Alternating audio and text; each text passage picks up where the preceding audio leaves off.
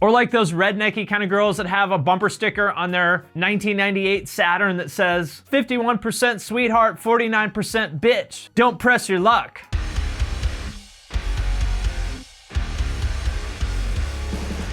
What's up, everybody? I'm Finn McKenty. This is the Punk Rock MBA, and welcome back to my Most Hated Artists series. This is where I talk about artists that people seem to really hate for whatever reason, and I try to unpack exactly why, because I think any time that people feel that strongly about anything, there's something to be learned here from like a marketing and consumer psychology perspective, and you know me, that is what I like to geek out on. Please subscribe and turn on notifications, and I want to thank Skillshare for sponsoring this video.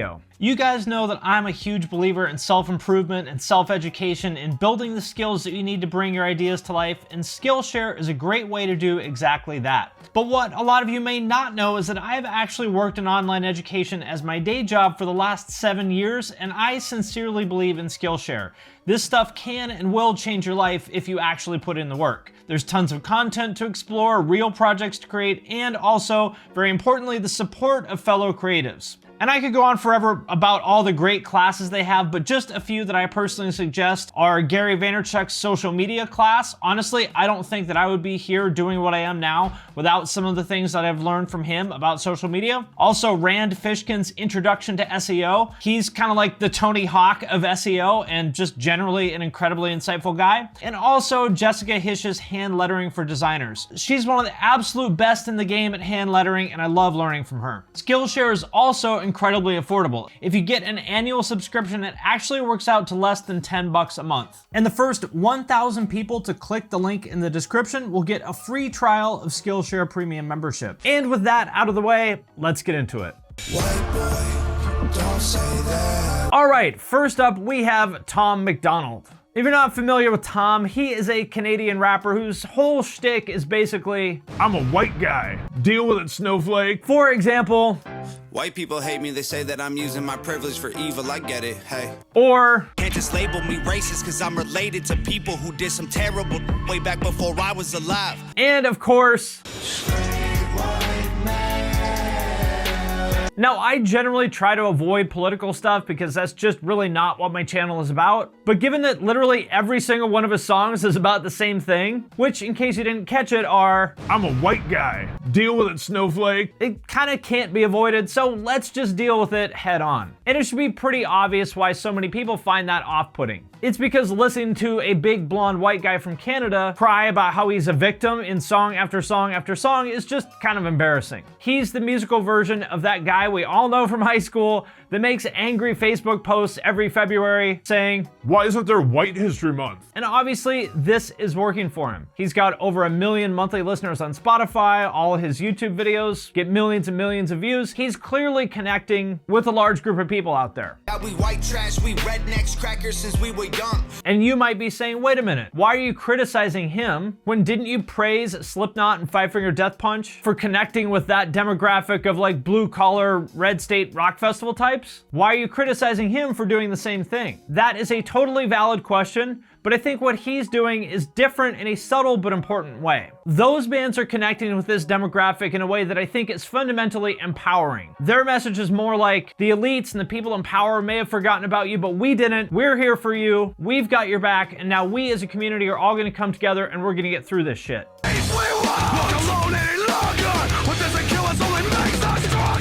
And you can say that the way they do it might be cringy or corny, and it may not speak to you, but personally, I support it because I think ultimately it's a positive message. They want to help their fans. Whereas with Tom MacDonald, I don't think that he has a positive message. Ultimately, to me, it just kind of comes across as whining. And it's especially irritating to me because he deliberately provokes them. And this is one of my biggest pet peeves, the people that pick a fight, get their ass beat, and then cry about it and play the victim card, which in my opinion is exactly what he does with identity politics. For example, his song, That's Gay, which is just as bad as you think it is from the title. Listen, Tom MacDonald is not stupid. He knows exactly what kind of reaction this song is gonna get. He knows that it's gonna piss people off and that they're gonna call him a homophobe, which for the record, I honestly don't think he is. I think he's just kind of an immature edgelord. And then after provoking them, he plays the victim and writes another song about how they're picking on him for being a straight white guy. And everybody angry angry if you say white. Okay, fine. Pass me the brush and I'll paint my face to the shades right. And look, I get it. I am not into cancel culture. And I think most of us would agree that there are times where the like extreme woke crowd goes overboard and says stuff that just kind of makes you roll your eyes. If you kick every Latino out of this country, then who is going to be cleaning your toilet, Donald Trump? But responding to that by making your entire persona about, I'm a white guy, deal with it, snowflake, is not the move. And so to get to the point of this video, I think the reason why people dislike him so much is not because he's a straight white guy. That's a straw man on his part. That's what he wants you to think. But I think the real reason why people dislike him so much is because he comes across as a whiner. And nobody likes a crybaby. He sort of positions himself as like this fearless rebel who's willing to say the things that nobody else will say. And gay people hate me because when I see something I don't like, I say that it's gay. Straight people hate me for having the balls to go say what they think, and that makes them afraid. But what I see is somebody with a persecution complex, painting himself as the victim, and worst of all, telling his audience that they're victims too. And if you've watched my other videos, you know that that's something I'm just not on board with. Especially when it's people who are just clearly not victims, like straight white men such as myself. We're doing fine, trust me. It's just a very self-centered, narcissistic point of view to always be the one going, hey, what about me? Like when you go out to eat and it's time to pay and you split up the bill evenly, and there's the one guy who's like, well, technically I only ate like 2 fries, so I really shouldn't have to pay for those, so can we take like 50 cents off my share? Or like those rednecky kind of girls that have a bumper sticker on their 1998 Saturn that says, 51% sweetheart, 49% bitch. Don't press your luck. And they're always telling people, I just say what I think, and if you can't handle it, that's your problem. Nobody likes these people because they always make it about them, and that is just exhausting. So I think the objection to Tom MacDonald is not actually his politics, because they're so simplistic that it's hard to even take them seriously enough to care at all. The objection is that he's a whiner who tells his audience to be whiners too. And that is the distinction between him and other artists who may speak to a similar demographic, for example, Five Finger Death Punch and Hatebreed. Their message is about, get your shit together, no more excuses, you gotta do this. So Tom, if you happen to be watching this, I get it. This is obviously working for you. But I know that you're a smart guy, and you are not helping your audience by playing into this persecution thing. You gotta tell them to let all that stuff go and boss up. It's time to boss up. Fix your credit, girl, get at it. And next up, Yellowcard. You may remember them as the 2000s pop punk band with a violin player who had that super catchy song Ocean Avenue. There's a place off Ocean Avenue where I used to sit and talk with you. And like pretty much all those bands, they were initially written off as being teeny bopper, mall punk, or whatever. But they stuck around, kept making music, and just like bands like, say, Cartel or Newfound Glory, after a few years, people were like, you know what, actually this band is pretty damn good. Personally, I think Lights and Sounds is their best song.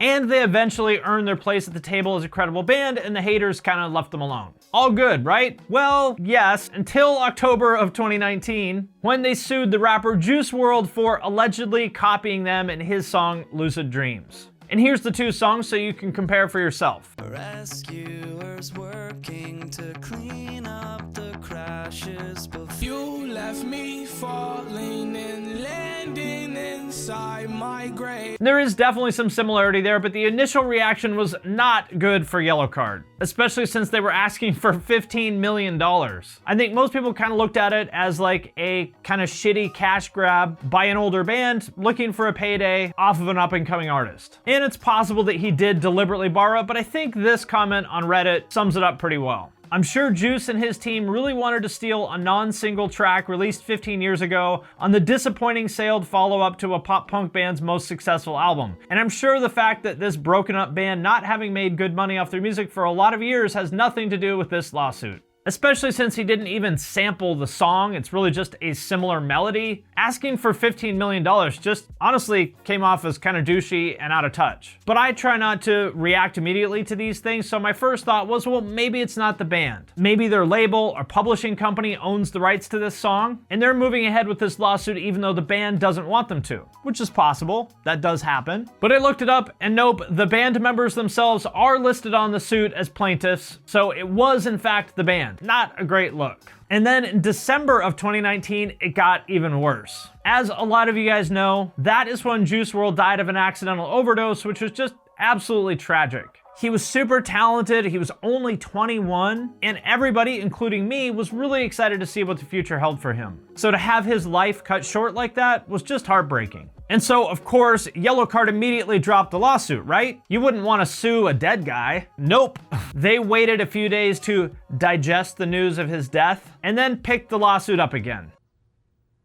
And they did finally drop it in July of 2020, 6 months after his death. And this ended up being kind of the worst case scenario for them, just a total L. Their brand took a huge hit and they didn't even get any money out of it. This to me is just a complete faceplant on their part. So that's what happened, but what are the larger lessons here? What can we learn from this? What I would have done in their case is, as soon as people on social media started pointing out how similar these songs are and saying that Juice ripped Yellowcard off, I would have hit him up directly through DMs or whatever and said, hey man, people are dumb. We love your song. We don't give a shit if it sounds like ours or whatever. Let's do a remix together. I'll do the vocals in that verse. It'll be a cool song. People will stop trolling you about it and we can all just move on. And he's probably gonna say yes to that because he's a fan of the band, but also because he knows that you could sue him, and he would much rather resolve it this way than go to court. And now your band just became relevant again by collaborating with one of the hottest new rappers. Or as another example, as some of you guys may have seen a couple weeks ago, Playboi Carti put out some merch designs that were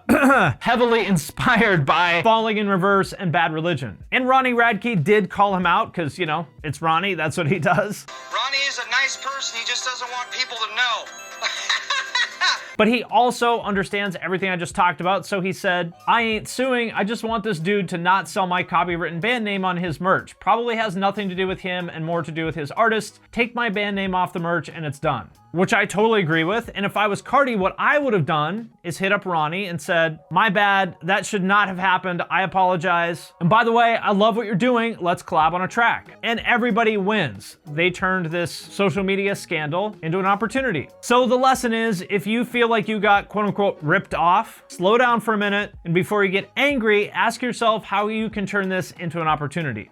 Stop calling Ghost metal. And lastly, the band that tore apart the comments section of countless Metal Sucks articles a few years back, Ghost. And raise your hand if you had the same experience with them as I did. I remember them starting to get hyped back in like 2011 or so on all the metal blogs. They were this mysterious band from Sweden with secret identities who wore all these like wild costumes and had the stage production that made you feel like you were watching some kind of like Black Mass. And I don't normally go for that kind of thing, but it was certainly different and I had to check it out because, you know, how could you not? With such a cool, like striking visual presence, you want to know what they sound like. I wasn't entirely sure what to expect, but with a look like that, I figured it'd either be like some super cult black metal shit like Abruptum,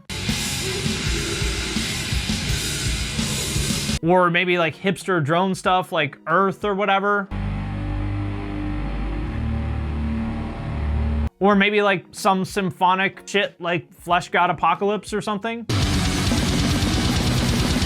I really didn't know what to expect, but I definitely didn't expect this. I can hear the thunder that's breaking. Now there is... I mean, it's okay, I guess. Just kind of sounds like mediocre 70s hard rock like Uriah Heep or something. Honestly, I just found it kind of boring, so I moved on. Which is why I was so surprised to find out a couple years later that this band was responsible for some serious butthurt in the world of online metal culture. To the point that they're officially banned on the metal subreddit because it's apparently such a divisive topic. And I was like, what? That like evil priest band? What could be so enraging about them? They're so not interesting in any way. I mean, I would understand the hate if they were the latest trendy metalcore band with some cute heartthrob singer. Remember, this is like 2012, 2013, so metalcore still had bands like that. This is before Genting in a Colored Room took over.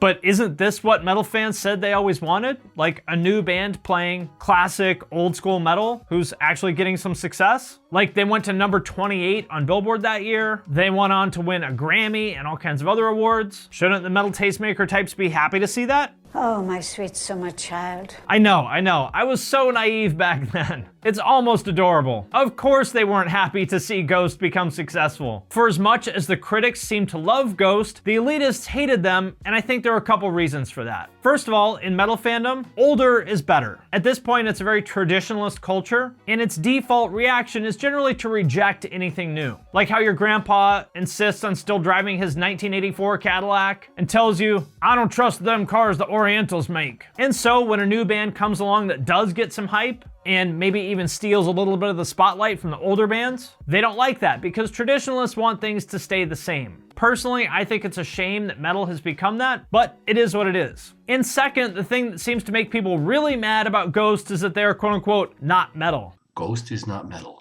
Ghost is not thrash. Ghost is not heavy metal. It's almost like they feel deceived or tricked by the disparity between the band's image and their sound. Like they got scammed out of a $20 bill by some street magician. Hey man, I thought this was gonna be black metal. Give me back my money. And then there's the people who really don't like that they're gimmicky and theatrical. Their point of view is like, if they were a real metal band, they wouldn't have to rely on some cheap gimmick. Which is odd to me because, as I've talked about before, metal has always been about theatrics and gimmicks. As just a few examples, Iron Maiden, Black Sabbath, Gwar, Slipknot, Mudvayne, Baby Metal, Limp Bizkit, Kiss, Venom, Merciful Fate, Guns N' Roses, Judas Priest, Deicide, Mayhem, Steel Panther, Avenged Sevenfold, Behemoth, Demon Borgir, Mushroomhead, and Black Label Society, to name just a few. So why don't people hate those bands if they're also driven by image and gimmick? Well, I think it kind of comes back to what I mentioned at the beginning of this segment. In the case of Ghost, there's this big disparity between what people expected based on their image and what they got. Scooby-Doo chase music, as a lot of people call them. Which I do get because, you know, back in the day, when you couldn't hear an album before you bought it, you had to just kind of look at the cover art and logo and roll the dice. Hope for the best. Sometimes it worked out, sometimes you got burned. Like when I saw this Christian Death album, and I was like, oh dude, brutal logo, super brutal name. This has to be some kind of fucking sick death metal. Only to press play and get this. Now, obviously, what they're doing is working for them because they're doing very well for themselves. So I think there's something to be learned here about this dynamic of extreme contrast between your image and your sound. And I think the key is to be intentional about it like Ghost. They knew exactly what they were doing here, I'm sure. They're smart guys. And use that as a marketing tactic to get people to talk about your band, rather than what I call pulling a Christian Death. Dude, I love the imagery. I love it. I just hate the music. All right, my friends, that does it for this episode of Most Hated Bands. Let me know what you think in the comments. Let me know what bands I should talk about in the next episode. Before I let you go, I wanted to mention my email newsletter. I send out an email every week with links to any videos I put out on my main channel, on my second channel, my podcast, any press or other interviews that I may have done, as well as links to what I am listening to, reading, and watching. You can sign up for that at the link in the description. And also, I want to thank everybody who supports us on Patreon, especially those who support at the True Cult level or above. It is because of your support that we're able to do a lot of stuff on the channel, especially the podcast. This is how I pay our producer and editor who makes the whole thing happen. Patrons get every podcast early. There's a members-only Discord server that I'm in all the time. I started doing patron-only Q&As. So if that sounds interesting, just hit the link in the description. And with that, I'm going to sign off for now, but I will see you next time.